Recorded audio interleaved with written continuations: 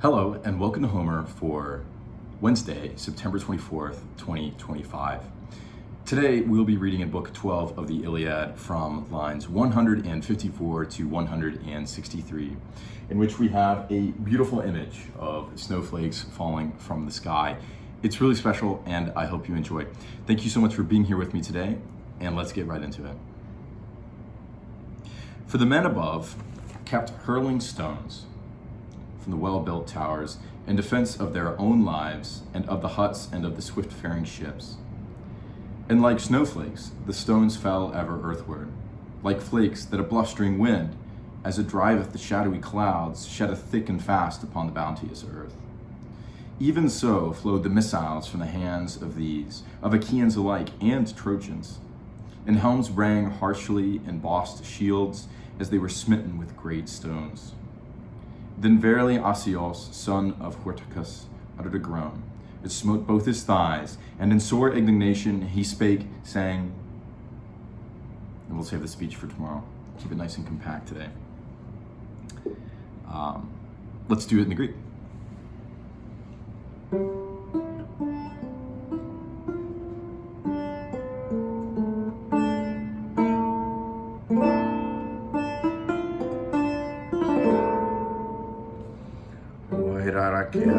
Oisinua dmättuana popurgon. Palona muona men noisfon auton kaiklisiauon. Naon tuoku poron fadestos pietone rasdei. Astanemos daes ne fejas kioen no essas. Tai fejas ketekane pitroni pulvaterei. Ostuane keron beleja reonem kaion. Elkä jäktrouon korotessam pauan auton. Alomen mulla kesin kai aspida samvloessai. Terra totomoksen te kai uopeble katomero. Asio suurta kideska elastessassa posauda.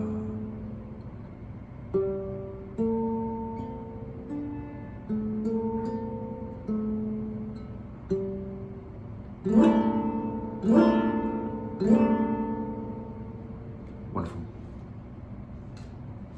Really, really beautiful. I kind of messed up a line there, but hopefully we can all live with that. Here in the Homer YouTube channel, we do one take, as we all well know. So yeah, the obvious elephant in the Iliad, as they say here, is the snow, right?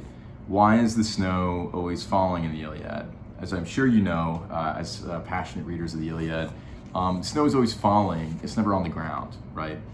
So maybe it's kind of like New York, where once the snow falls, it's there for like 3 seconds, and then it's kind of melted away. They're never dealing with snow that's like already on the ground. They're always dealing with snow that's like coming from the sky, or like that's always the simile. This simile is really quick. It's also very beautiful, I think, because of the pairing with it, with this line, "Nefayas kiowen to donessas," right? Right? So as with a lively wind, which is driving dark clouds, right? So thickly does it, flow down to earth, down to the bounteous earth. What a beautiful image, right? As if to say, like, here in the metaphor, I mean, it's always good to just sound these things out and to like think about them for a moment. Excuse me. The snowflakes are obviously the rocks. Here as mulakasi, which just comes from mulaks, which is a grindstone, a millstone, right? So for grinding the seed that they would have needed in order to make bread, or like in the grain. So they are making bread, right? Like on the battlefield, or back at camp, that sort of thing, in order to survive. So that's what they're throwing down, right?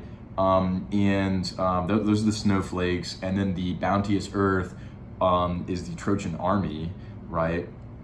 And then here's where it gets interesting, though, is that the snowflakes in the real life scenario, right, which is it's parallel to, are being thrown back, right? So you hear two evidence of this, right? So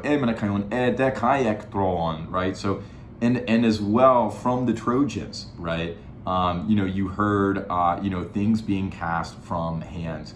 Right? So, right? So in this way, where things flying from the hands of both the Achaeans and the Trojans, right? And you have to ask, like, well, are they throwing millstones back, or are they just like throwing the same rocks back? You know what I mean? Like, that's a good question. And then there's also perhaps the implication that one of the army is using their shields, their aspides, and the other army is using, their helmets, right? Their coatethes, right? And then, finally you have this, as far as rounding out this passage, right, you have this word from Asios, right, where he's like, oh my God, like I really messed up, like this is a horrible idea, I really shouldn't be doing this, which is probably what we'll hear next time. But the snow imagery, I think, is really beautiful, and it also shows you that, while Troy is like sort of like near Turkey, and fun fact, some of the best skiing in the world is in Turkey, right, because it just gets so much snowfall, right? The situation and the metaphorization into the Homeric simile of snow being an agent on the battlefield going both ways, I think is an interesting way in which Homer plays with the natural elements which accord to natural laws in order to create his own beautiful epic stories. Anyway, that's all the very quick reflections I have for you today. Thank you so much for listening, and I hope you have a wonderful day. Look forward to sharing more Homer with you tomorrow. Take care. Bye.